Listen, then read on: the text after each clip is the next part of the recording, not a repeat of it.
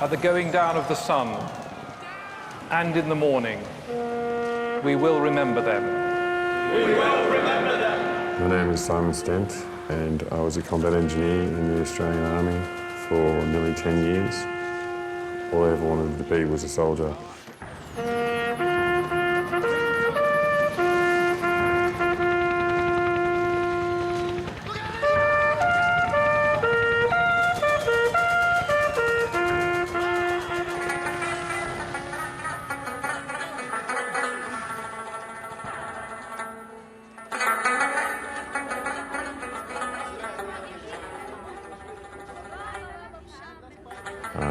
I remember when the first day in Afghanistan, when we were being shown around, I remember thinking that it was just untouched, desolate.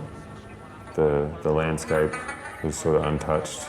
There was no pollution or noise from the city or anything like that. The first contact that we had with the enemy or insurgency happened when we were doing a deliberate clearance operation. The lead protective mobility vehicle struck an IED. At the time, I was in the back of our vehicle, so I didn't see what happened. I remember hearing a massive detonation, which was compounded by the fact that we were in a valley, so it made it sound even louder.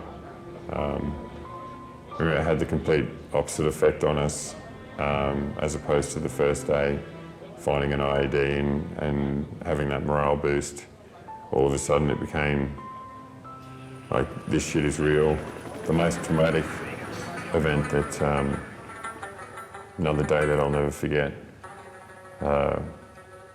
We'd just finished a cordon and search operation, which had been very successful. We were ticking all the right boxes, everything was going great. It was a really good day. And I was actually standing there just saying some inane joke with another member of my search team and laughing with him when, again, a massive detonation sounded not far off. We immediately took cover. I remember debris raining down. I remember hearing things hitting my helmet. And then again, the same sort of thing, confusion and concern. The risks involved with being a combat engineer and doing the search operations in Afghanistan, well, death being the most obvious one. And I suffered a nearly crippling spinal injury while I was in Afghanistan.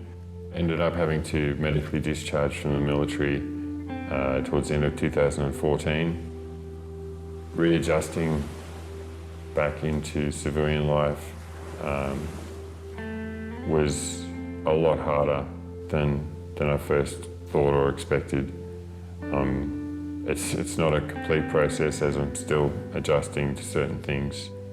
And there's certain things that I think I'll always have an issue with. I wouldn't have been able to survive all of that or get through all of that without my family. What I'd say to my wife and children, I would tell them how much I love them and how important they are to me and have been to me, how important their love and support has been to my recovery, which has been a very long and drawn-out process. To thank them for putting up with me through thick and thin, through all the crap that I've put them through, all the horrible times.